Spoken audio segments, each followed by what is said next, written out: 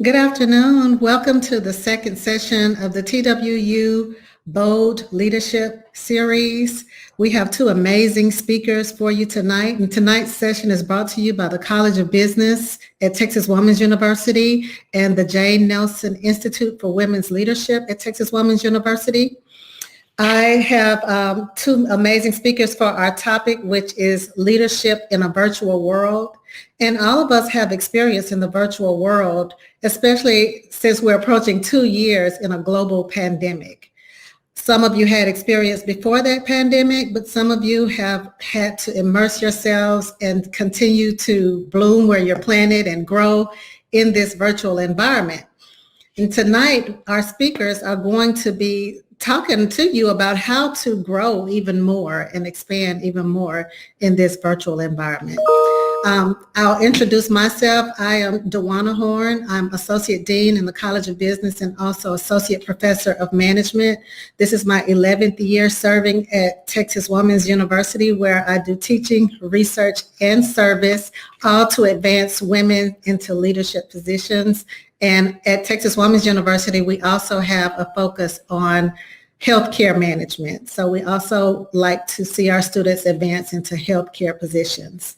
If you don't know much about Texas Women's University College of Business, we have amazing undergraduate and graduate programs. You can pursue an undergraduate degree in business administration in a number of fields, including accounting, finance, marketing, healthcare administration, and management.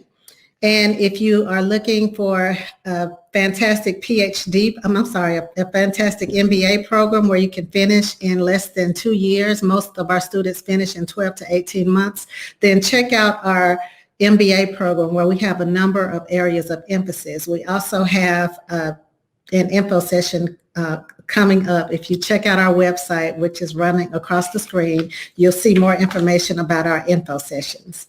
So without delay, I'll go ahead and introduce the speakers that we have for tonight. First, we have Miss Ashley Brown, affectionately known as Ashley Empowers.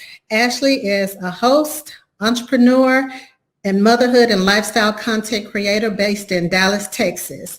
She is a pioneer within the relationship community, and she works daily to change the tone of the conversation about marriage and relationships around the world. Ashley has attracted an audience of over 170,000 followers and 8.5 million viewers. Her passion for creating high-quality content has brought campaign partnerships with brands such as Weed TV, Cheerios, Walmart, JCPenney, Herbal Essences, Sephora, TLC, and Burlington, just to name a few. She has been featured on BBC News, Bravo, Good Morning Texas, and many other media platforms. As a leader, speaker, advocate, and catalyst for dating with purpose, Ashley is dedicated to social and spiritual uplift. She has shared as a lecturer and spiritual speaker to thousands of women in the United States and abroad. Ashley received her MBA degree from Texas Women's University College of Business and is currently CEO of the High Earning Housewife, which is a high-level entrepreneur program for women who are learning the tools needed to be CEO of their home and business. Okay, welcome. Hello. Everybody, welcome Ashley. Thank you so much for that introduction. I'm so excited to share this evening. Okay, thank you, Ashley, and I'm excited as well. Okay, next I'm going to introduce our next speaker, who is Dr. Lakisha Simmons, affectionately known as Dr. Keisha, and she is an award-winning and highly sought-after women's empowerment speaker, workshop facilitator, and financial literacy spokesperson for Personal Capital. She is the founder of Brave Consulting, a woman's empowerment firm focused on goal setting, leadership, soft skills, and financial freedom. She touches thousands of women's lives through her platform, Achieve Her. She has appeared across all top media channels and outlets, including Good Morning America, Business Insider, and People Magazine, and People.com, for her women's empowerment work and saving over She saved over $750,000 in 4 years to retire from her position as a management information systems professor. She is the author of The Unlikely Achiever, Soft Skills Workbook, and author of Divorced, 7 Keys to Making It Through Your Parents' Divorce and Her Adolescent Son. She's a first-generation college student. She holds a bachelor's degree in business information systems from Tennessee State University, an MBA from the University of Phoenix, and a doctoral philosophy degree in management information systems from the University of Mississippi. She holds a Six Sigma Black Belt that was achieved at Caterpillar, Inc. Everyone, welcome to the stage, Dr. Lakeisha Simmons. Okay. Hello. Okay, so as you can see, we have two very experienced and very successful women to lead this conversation on leading in a virtual world. As they talk you through their experiences, I want you to reflect on your experiences, your current experiences, and the experiences that you aspire to have in the career workforce. And just think about, the things that they are saying, and think about how you can propel yourself to the next level. We've all had experiences by now in the virtual world. As they get started on their talk, I want you to contemplate that by writing in the chat, what achievements have you had, or what aspirations do you have for yourself in this virtual environment? Just write that in the chat, and I'm going to go ahead and turn the stage over to Ashley and Dr. Lakeisha. Yes. And so I'm so excited tonight to be talking about leadership in the virtual world, because when I think of leadership in the virtual world, there's so much opportunity to be had in a virtual environment. And I think it's really great that you and I are able to chat tonight, because we have two very different but similar trajectories. You being a previous professor and me being an entrepreneur in the virtual online space. I think it's going to be a great conversation. But to kick it off, I want to know, what are the theoretical perspectives available about leading in a virtual environment? And do you see any specific challenges that women are currently facing? Absolutely. Thank you, Ashley. I am so happy to be here. And yes, type in the chat any questions that you have. Being a former professor here, I'm going to talk a little bit about theory, but I promise to make it as exciting as I can. And Ashley and we are prepped and ready to really dig into some practical steps too, once I get past this part. So let's just talk a little bit about theory. So the first theory that I want to tell you about is called the great man theory. Isn't that something? This was an actual theory. It is. Very popular in the 19th century, but it basically said that it's an inherent quality to be a leadership. You're basically born with it or you're not. So you'll possess, let's say, intelligence, courage, confidence, and you're just born with that. But I think we all know with nurturing and coaching and mentorship, you can develop those qualities, right? Mm-hmm. Yeah.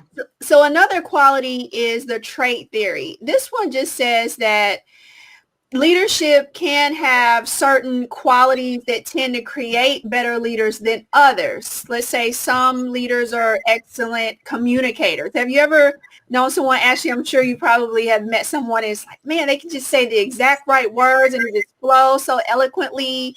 And those people tend to look like leaders, and they end up getting those leadership roles. But again, we know with proper coaching, soft skills training, mentoring, we can develop those traits as well. Mm-hmm. So I'll give you one more. Behavioral theory. So this one focuses on your environment, not your natural abilities, will form you into a leader. So what type of conditioning or what things are happening around that person that help them develop into a leader?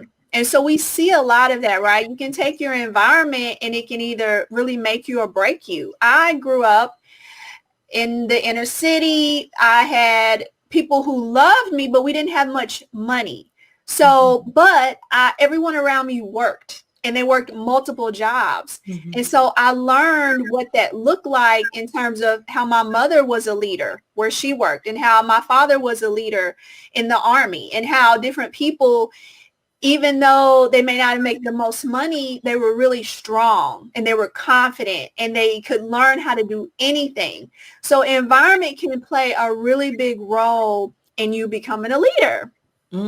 Yeah, no, that's really good. And I love what you said, because amongst everything that you just said, what I love is how everything can be cultivated, because sometimes leadership seems intimidating, but when you know that you can grow and you can actually cultivate those things to make you a leader that's worth following, I think is an amazing thing. So it looks like Kelly Weaver says, I would like to learn how to network online and feel more comfortable speaking in a virtual setting. Well, just to give you a little tip right here, Kelly, the beautiful thing about speaking in a virtual setting is you don't see who you're speaking to. So right now, me and Dr. Keisha, we're in the comfort of our own home, which really adds to you being able to show up confidently online, but you don't have that same that you may not have that same anxiety as if you were speaking in a room of 500 people. So just knowing that you're just talking to your computer or your camera, what I always recommend is that when you're showing up to lead and to serve and speak online, simply act as if you're speaking to a friend. And if you just think, okay, I'm talking to one person, it really will help you with those nerves and calm that anxiety. But moving on, so Dr. Keisha, what has been your personal experience leading in a virtual world? So we've all been here. I couldn't even believe it. I read something that said COVID-19 and I said, 19? Have we really been in this pandemic for 2 years? I couldn't believe it. 2022 is right around the corner, but we've all had to figure it out. And some of us have thrived and some of us have struggled, right? And we've all had to learn how to do it. So some of the experiences that I have been transitioning from being an in-person speaker and being able to really engage with my audience to really learning how to engage my audience through a camera.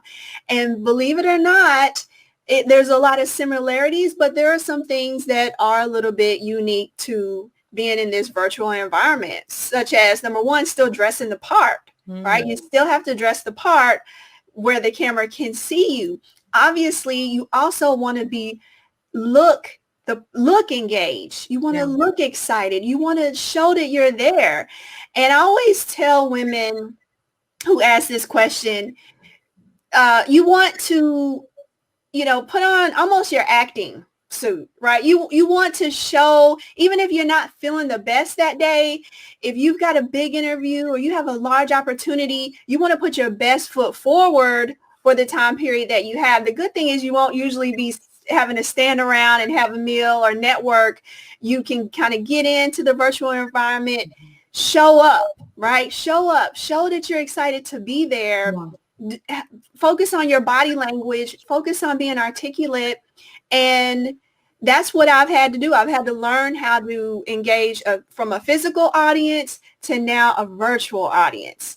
But it's been fun. It's been fun. What about you, Ashley? What's your experience been? Yeah. So honestly, my experience started about 8 years ago because I started leading virtually online through YouTube. So I started a YouTube channel about 8 years ago because I had a desire to.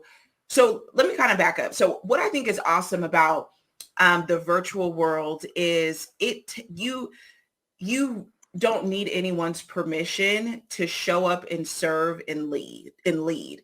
So about 8 years ago, I started a YouTube channel because at the time I was very passionate about relationships and dating. So I started a YouTube channel where I would interview couples, and I started a show called Dating with Purpose to really show people that great, healthy marriages do exist. And that turned in to me seeing the opportunities from an entrepreneurial perspective by seeing the needs of people. So I started to create courses helping people prepare for marriage. And then that transitioned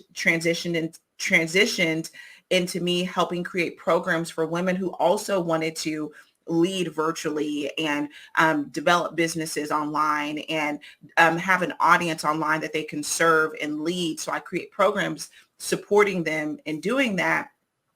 So that's been my experience. So it started actually, really 90% of my business is online. It is connecting with people virtually. But what I think is really incredible is you're able to, as a leader in the virtual world, you're able to impact people from all over the world. So people that I've been able to connect with in South Africa and Indonesia, we've had students go through our programs from literally all over the world. And it's really just a testament to show, if you're someone who's listening and you desire to lead in some capacity, number one, you just want to get started. And number two, you don't have to have permission. And I think that's what's beautiful about the internet, about social media, is if you're an expert in an area, if you're passionate, you're going to attract people who are interested and engaged in what you have to offer. And I believe that your people's potential as a leader is a direct result of how they lead themselves. And if you're wanting to actually have impact and lead online in a virtual space, it first begins with self-leadership. And I love to just share on how important it is to be a leader that's worth following. And so, Dr. Keisha, when it comes to being a leader that's worth following, what is something that you do to show up as a representative of what you share, right? Because you talk a lot about finances, women's empowerment. Isn't it important to be living that if you're trying to lead people in that area? Yes, I'm so glad you brought that up because transparency is big. We all know social media, it looks so glamorous, right? Everybody looks like they're happy and they're doing well, and oh my goodness, they're doing so much better than me. And why can't I look like that? And why am I not doing X, Y, Z? But the reality is, for me, being a real leader is being honest and transparent and showing what I've been through. So yes, I was able to save $750,000 in 4 years. But guess what? The reason why was because I had gotten divorced. I was going through a divorce and I had nothing. I had nothing and I was so financially insecure. I said, never again. I've got 2 babies. There's no way in the world I'm going to be a professor. I wasn't tenured at the time. And I don't have more than $5,000 cash and I've got a little bit in retirement. I have to do better. Yeah. And so I worked hard. I saved. I figured it out. I studied. And so when everything came out that this is what I saved, I couldn't believe that people were excited about it because I was just living my life. But I told my true, authentic story, and that resonated. If you would have asked me 3 years ago, would I be covered by People Magazine or Good Morning America, I would say, no way. I'm a professor. I teach Excel, right? You would think no. But once I got transparent, then I was able to truly share who I was. I was not just a professor who taught Excel. I was actually a mom. I was a friend, a daughter. I had more worth than just what I did. This is who I am. And so being transparent, don't be afraid to say, this is what I went through. Through all of that, my son wrote a book. Wow. So I'm the co-author because he's obviously 10, or he's 11 now.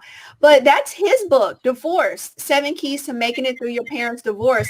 That's a book he authored. We worked with the illustrator and he said exactly how he wanted the pictures to look. So guess what? He's already embodying leadership skills. Yeah. He's taken initiative. He has a voice. He's not afraid to be transparent. And so that's something else that I want the audience to know. Don't be afraid to be transparent. What about for you, Ashley? Yes. So yeah, no, well, first off, I think that's incredible that a 10-year-old authored a book. Like, that just says so much about him. That is really exciting. But no, I agree with the transparency piece. And I think that's what really attracts people to engage with leaders. And I, even as a graduate of TWU, oh yeah, this is a great question, Dazzling. Yeah, let's leave that one up. But even in a college environment, I still have relationships with professors that were transparent, that lived a life that I was like, wow, like you're really you've accomplished great things that I one day would like to emulate. And I think it's just them embodying a leader is incredible. But the question from Jasleen, I believe it said, if you guys don't mind putting it back up, it was something about, is it possible to be a leader being an introvert? What do you think about that, Dr. Keisha? I am an introvert. Same here. Oh my gosh. Okay, good. I am an introvert. I'm telling you, when I get off this computer, I will be back in my fuzzy pajamas and finding, something to watch on TV in my bed under the cover, because I can be. So again, this is a leader is somewhat of a chameleon. You're still being honest and truthful in who you are, but at times you have to step up, because think about it. If Ashley and I were not here speaking to you to help encourage you and motivate you and tell you how great you are and that you can do it, if we weren't doing that because we're introverts, then look, we wouldn't be sharing our full potential. So even though we're introvert, we have to have confidence in ourselves enough to say, I have a duty to help other women. And I've got to pull these other women with me. They have to come with me. So even though I'm an introvert, I've got to take some time to be an extrovert. Right. And but always protect your self-care. I can't stress that enough. I take vacations by myself. I go to the movies by myself. I go out to eat by myself. I do things with myself because I love myself and I'm an introvert. But there are times that I need to step out of that shell because I have a duty to help other women. What about you, Ashley? Yes, no. And I think if you're someone who's introverted and you're tuning in today about leading in a virtual world, that's the best type of leadership to be in. If you're wanting to lead online, because you're able to show up, lead and serve, and then kind of go back in your cocoon and restore your energy. So it's 100% possible. But again, it's having the ability to show up and really to show up and serve and say, I am very self-aware of myself. And I know that in order for me to be the best leader that I can be, I need that time to refuel and to recharge. So that's a great question, Jasleen. And yes, it is 100% possible.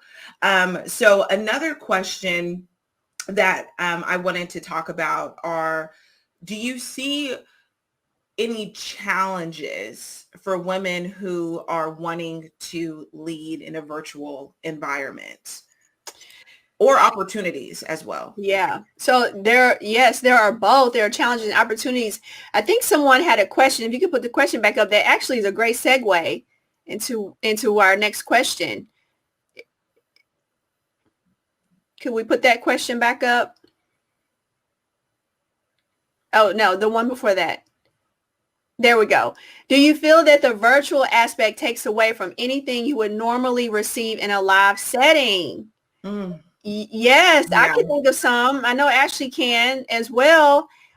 One thing that in a live setting that you have that I don't know that people truly understand the power of is a handshake. Believe it or not, when you shake someone's hand, and I've studied a lot of body language. So when you shake someone's hand, if you can just hold the hand for 2 seconds, 3 seconds, don't be creepy with it, right? Don't hold it too long. But, don't just shake it and move on, but be intentional and use that eye contact. You actually make a real connection with the person. And relationship building in that physical sense is so important for your career, for your goals, for where you want to be in life. And so some of that does get lost over the virtual environment. For example, Ashley, right now, we can't see our audience. I can't look them in the eyes. I can't come over closer to where they're sitting and have that one-to-one communication, even if it's an audience. So that's definitely been a challenge for me. What have been some of the challenges for you, Ashley? Yes, I mean, and that's a great point and a great question as well. But I think being in person, there's a different energy, being able to connect with people in person, also the connections that can be made. it's not comparable to a virtual environment. Mm-hmm. And one of the challenges that I see is after, not after the pandemic, because we're still in the pandemic, but people are kind of, sometimes they get virtual out, right? Like it's a little over, like, people kind of got Zoom fatigue or live stream fatigue. They miss those in-person connections. And I think that is a challenge that arises in the virtual environment, but there is a way to create an environment where people look forward to showing up, because if there wasn't a way, then social media wouldn't be as popular as it is. All of that is virtual, and you see that there's billions of users that are addicted to their phones, addicted to those apps. So there is a way to connect people and get people engaged and interested, but you have to be very intentional as a leader. And that's one thing to really touch on, is the fact that as a leader in the virtual environment, you want to be very mindful of where people's attention is already. Because when you're showing up to speak to people, and you have to have communication skills that draw people in, and that's dynamic, or else people can get easily distracted by all of the other things that are happening virtually. So I think that's really important. But I did see another question that came after that. I think it was about. Well, I wanted to ask, before we get to the next question, I want to hear, because you're really an expert in this area, what are some of the opportunities for those listening in this virtual environment? Because while, there's some cons to it, because we had to switch so quickly to it, but you've been in this game for 8 years. And so you're an expert here. Please give us some tips. Give me some tips on what are the opportunities for us that we should be capitalizing on. Yes. Okay. Yes. And yeah, Maya, that's a really good point. She said she tends to feed off her staff, seeing that they understand. I can't feel that virtually. True. Absolutely. Yeah. That's a really good point. Ashley, I think some of the best leaders can be introverts. Yes. So as far as the opportunities available in a virtual environment, they really are endless. And I'll say we have changed my husband and I are both entrepreneurs in the virtual space. We both lead in the virtual space, and our legacy has been changed because of the opportunity of having a computer, a laptop, a phone, and some internet, right? Wow. And I say that because when I feel like in order to be a world-class leader, you have to understand what leaders really do, and it's serve. And when you have the right heart and the right mindset that you're showing up online to serve others, and you're consistent at doing that, and you're leading yourself in a way that people actually want to follow you, you're going to gain some traction in whatever industry that you're in. And so for us, all we've done is lead with our heart, and we showed up consistently. And then we put a business plan to what we were doing. Wow. And we were able to quit our corporate jobs and focus full time on our virtual online businesses. And it's changed our generational legacy. We were able to pay off over $126,000 in debt in a little over 2.5 years. And similar to your background, Dr. Keisha, I wasn't raised in I was raised with very hard workers around me. My mom was a single mother of 4 girls. I've been working since the age of 14. And I thought that I had to be successful a certain way. But then when I got exposed to the virtual environment and being able to create businesses online and take the knowledge that I did receive from TWU, getting my business degree, along with other training and communications and sales and marketing, I was like, wow, you can be successful in a virtual environment and have fun doing it. Wow. That's amazing. That's an amazing story. That's an inspiration to me. And I know so many others that are listening, just because we see so many influencers, but we don't really know the behind the scenes. So to hear how much debt you paid off, and you both quit your corporate jobs, but you used your college education in your own special way. You made your own lane. I love that. I love that story. Yes.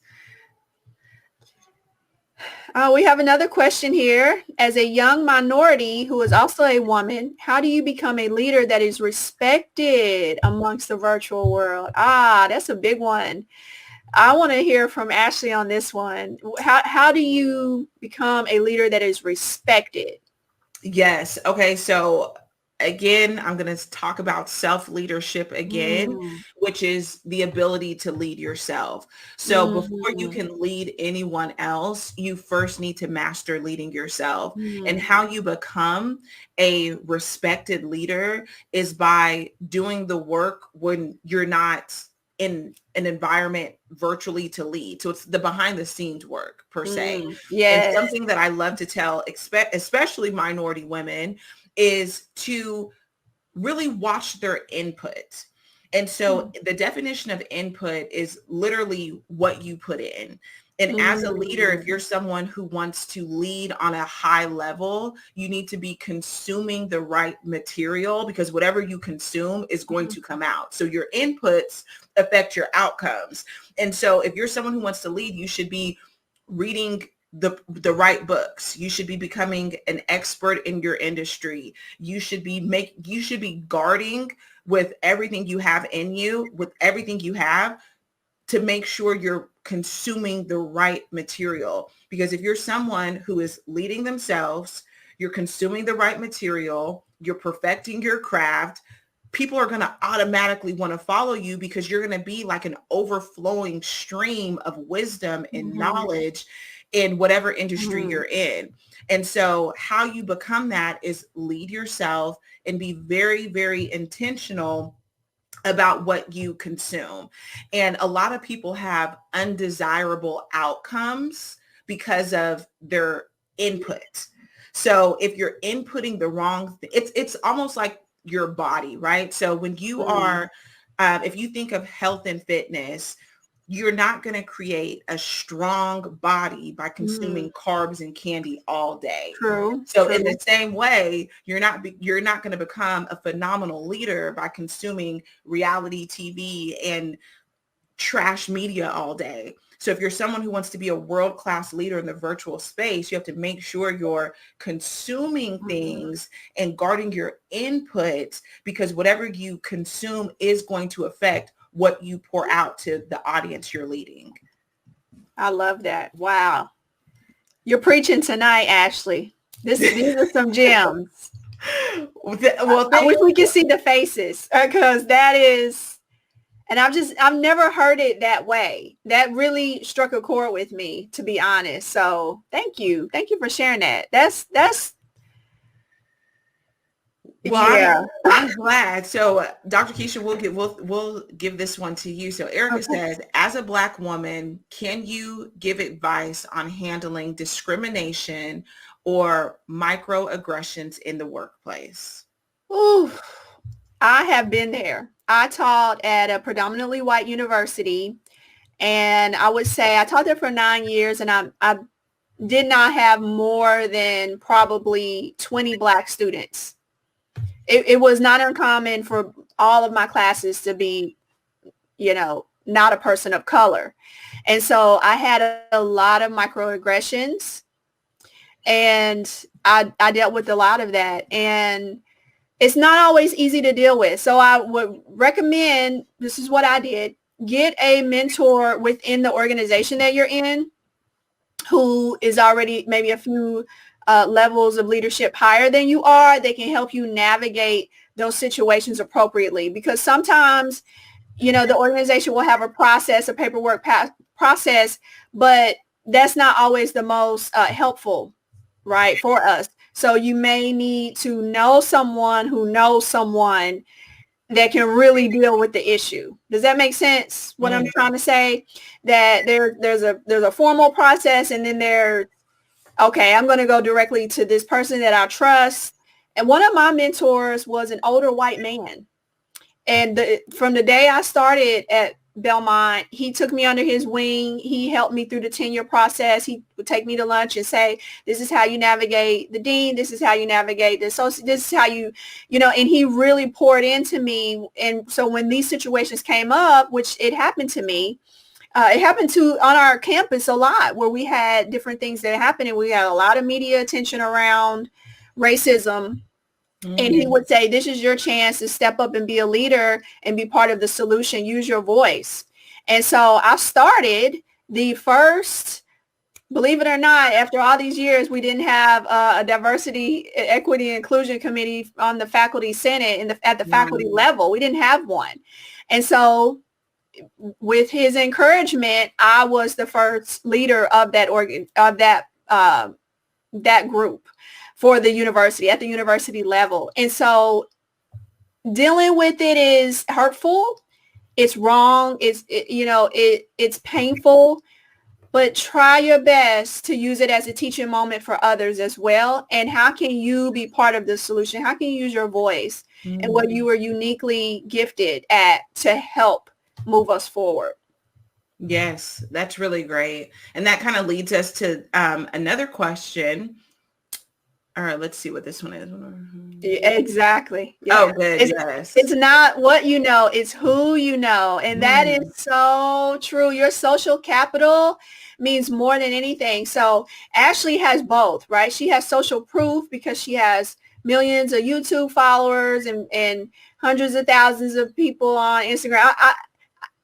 I don't know the exact numbers, but yeah, it's a lot. That's a little, that's well, hey, but yes. We'll be aspirational. How about that? I know you have millions of views at least. We know that, but we'll have millions of followers as well if we don't yet. So we'll be because that's where. So she has a lot of social proof there, but also you want to have social capital with people who you don't even. That's kind of the bucket I fall in. So I have a lot of relationships that aren't on social media. I'm working on where Ashley is focusing more on the social external communications with YouTube and Instagram and all that. But I have a lot of relationships kind of behind the scenes at top organizations and different things of that nature. So it's not, it's definitely who you know. One way or another, you got to have those relationships. Yes, no, that's great. And so let's kind of talk about that a little bit. So your social capital, I really love that term. You have relationships a lot of relationships outside of the virtual environment, which I'm sure gives you virtual opportunities because of those connections. And you said that you're an introverted person. How do you cultivate those relationships as an introvert? So definitely you have to focus in on something that you said earlier, Ashley, is what you're putting into your brain. So you have to go and read books. Okay. You have to read. One of my favorite books is Crucial Conversations, and it teaches you all about negotiation and sales. And so whether you're an introvert or not, there really is a method to the madness. I'm sure Ashley could speak to this. There's a method to how you do these things. And then you have to just do them, right? The studies have been done. There's theories. There's practical that says this is how you do it. And then you just have to go do it. So one quick thing is when you're meeting someone new, you want to find something that you can quickly connect on. What's something that you have that's similar? And you may have to dig a little bit to find it, but once you do, then you can use that to build a connection. So Ashley did this really well when we first got on our call today. She said, oh yeah, I saw you on Anthony O'Neill, and my husband and I were just on Anthony O'Neill. Do you live in Nashville? Boom, instant connection. And we were like best friends. We were like sisters. And we just were talking about everything because then we had a connection point. So you can ask someone, where are you originally from? What university? You're digging to try to find what is the similarity that you have that you can connect on. And then that person, they can't forget you because they'll always say, oh yeah, I remember her from XYZ.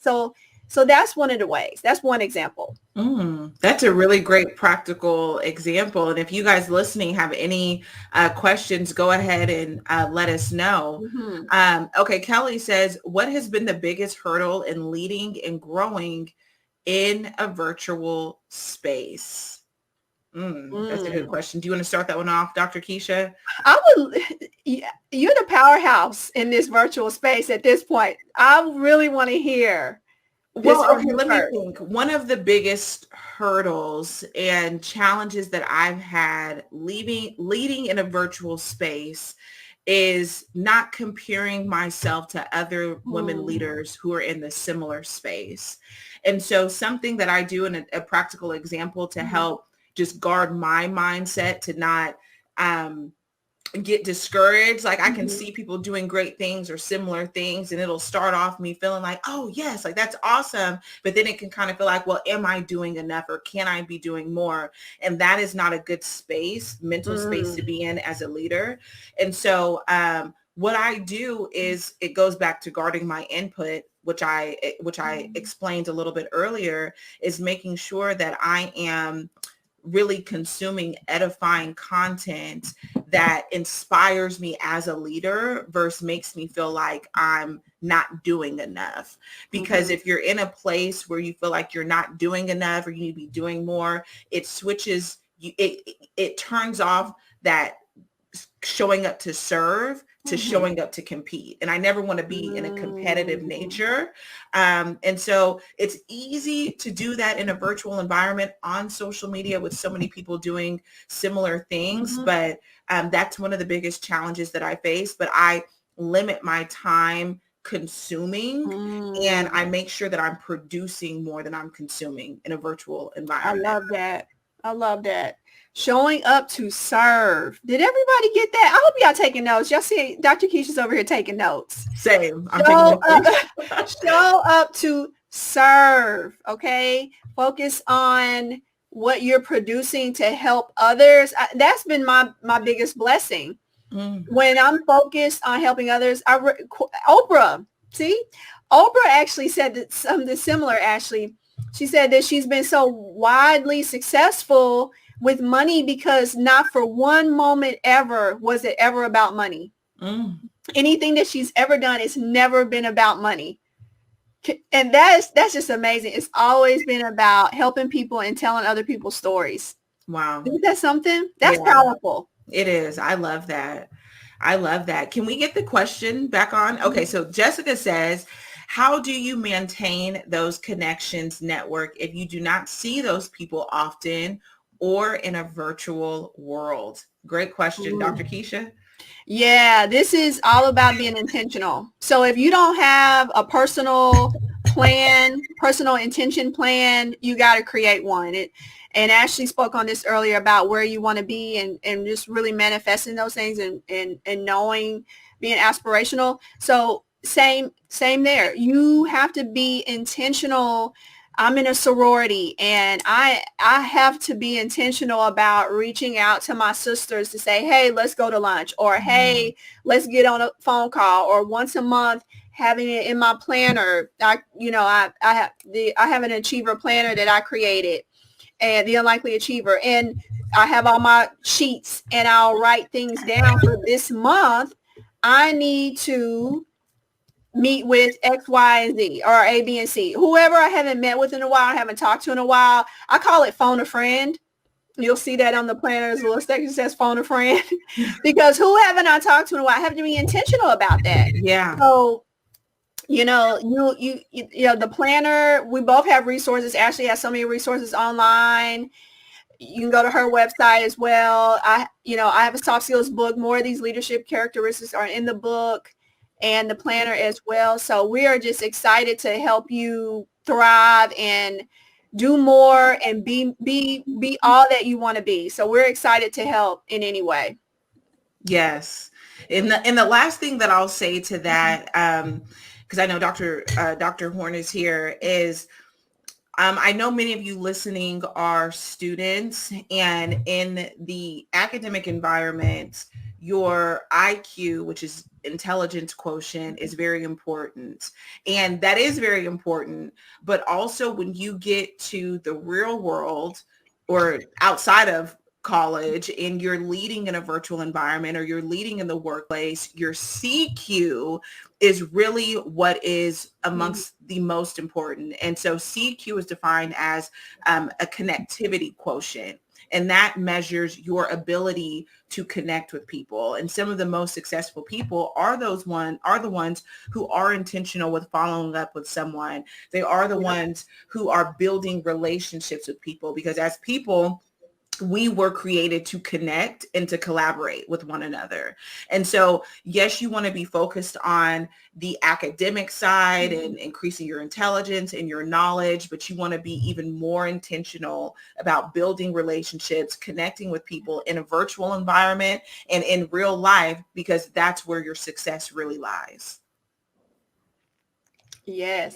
Awesome. Okay.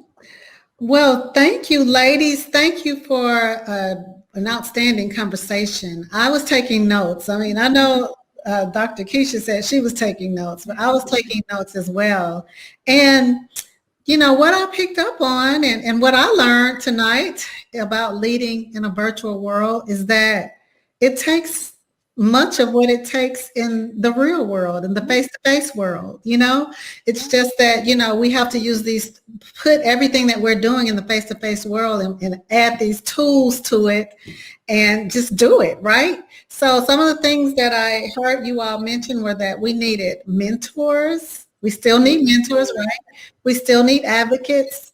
We need confidants, people who will tell us about ourselves and how we're showing up in the real world, people who we trust. You can't listen to everybody.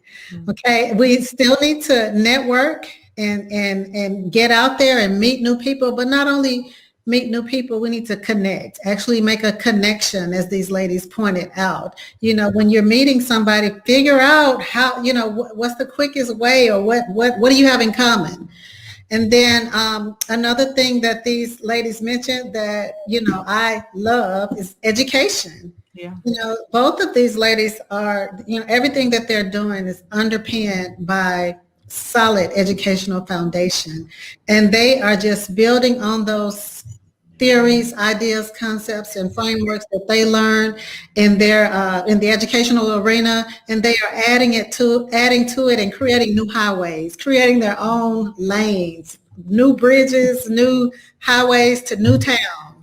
And then brand is always going to be important. So whether you're in a virtual world or whether you are face-to-face, your brand is just so important. It's what you have. It's what creates that social capital for you. Yeah. And then I love what Ashley said about watching what you're consuming, watching what you're putting in, because what's going to come out, whether it's on a virtual stage or else, it's going to be what you've consumed. So if you're not current on what's going on in the world, in our society, if you're not knowledgeable about yourself through personal leadership development, and also about your effect on other people, your influence on other people, you know, all of those things affect how you show up in a virtual world and in a face-to-face world. So read.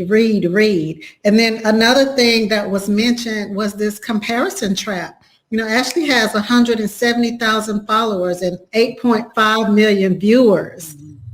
And Dr. Keisha has written books and workbooks, and she's taking her experience, her life experiences, and teaching other people, knowing that other people may have some of the same experiences and need her help. She's further along. But both of these women are doing this in their own ways. And I'm sure that there's a temptation to tap into what other people are doing.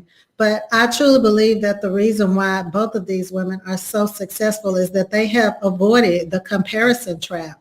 And they are doing what they know to do and serving as a leader in the best way that they know how. And they happen to be doing it in a virtual world, which is just outstanding. So I really appreciate your talk tonight. I really appreciate the gems that you gave us, all of the knowledge. I think it helps for people to see women like you who are on the move and who are figuring it out. You're figuring it out from where you are and you're moving forward. So I think that is just excellent.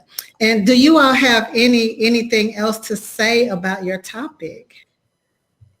I'll just say one last thing that's kind of on my heart to share is that don't be afraid to reach out to someone that you don't know who you feel would be a great mentor. So if there's someone that you resonate with when you see them or you hear them speak, or something that they are doing that you want to be doing, don't ever be afraid to reach out to them and say, I see what you're doing. I respect it. I'm learning from it. I'm growing a lot. Here are some of my goals. I would value, a connection on LinkedIn. And then maybe, who knows, you can ask for a Zoom call if you have something specific that you want to talk about, or if you want to just communicate through email. Don't be afraid. I have reached out to some people who were where I wanted to be, and I thought, this isn't going to happen, but I'm going to try it anyway. And I was surprised. I got the assistant for a few weeks, but I kept being persistent, and I finally got directly to that person. And Oprah, if you're listening, I still want to meet with you, and I'm still trying to find you and how I can get directly to you. So don't ever give up on your dreams or who you want to meet or who you want to emulate. Don't be afraid to reach out to them. Dr. Keisha, I love it. I have been following you in your plea to reach Oprah. And you know what? I hope you get there. I really do. Because when you meet her, I need you to remember that you know me and I like her too, okay? I love her. Okay, I have a question in the audience. It says, can you recommend good books? They said Dr. Simmons mentioned Crucial Conversations already, but can you all recommend any more good books? Yes, I would recommend How to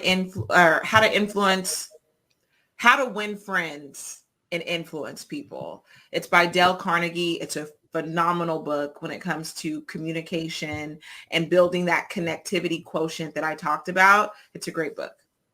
Okay.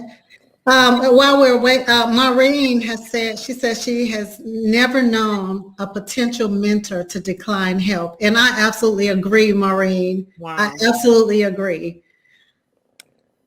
Yeah. Okay. Were there any more books? I just wanted to mention that. Yeah. There's a book called Influence, The Psychology of Persuasion. This book, get it. Robert Cialdini, I think is the name, but it's Influence. It's blue. It has red, on the top, but it's blue and orange. That book teaches you so much about how to persuade others to accept your ideas, which is so important for women, right? Sometimes our ideas can get overlooked even when they're really great ideas. So just sometimes how to craft your message, how to, put it in a way where people will want to accept it. That's a good one. That's a good book. Okay. And another question that our audience has, they want to know, would you recommend Toastmasters to help with leadership development skills? Absolutely. Yeah, because being a great leader means that you need to be a great communicator. And Toastmasters, it's a free resource. I believe they have a level that's free that'll get you really comfortable communicating, getting that feedback. I 100% recommend it. I recommend it too. I recommend, if it's something that you think best fits your style of learning, then check it out. I love Toastmasters. For me, it was recording myself, recording myself, knocked out, and it's still knocking out a bunch of kinks. But Toastmasters is an environment to where you can have an audience, and that audience is also trying to improve. So it's like, we're all uplifting each other to learn the same thing about how to present ourselves and how to speak publicly. Maureen recommends Dare to Lead by Brene Brown. Dr. Lambert recommends Influence, Science and Practice book by Robert Cialdini. Caldini, I think it is. Some of these recommendations are written in the chat. Awesome. And I saw someone ask if they should do audiobooks or physical books. I mean, I'm a mom of 2 little ones, so audiobooks, they're my best friend. Okay. Someone else, someone asked, at the end of this session, are we allowed to potentially get the speaker's LinkedIns? Hey, Ashley told you she has 170,000 followers. Of course, of course. I think, what is your name on LinkedIn, or are you on LinkedIn? Yes, it's Ashley T. Brown, but even if you search Ashley Empowers, I should come up. Okay, and Dr. Keisha is out there. That's where I met her, is on LinkedIn. So See, you got to be on LinkedIn. You never know. Oprah's on LinkedIn. Right. And we're going to connect with her. We are. We are.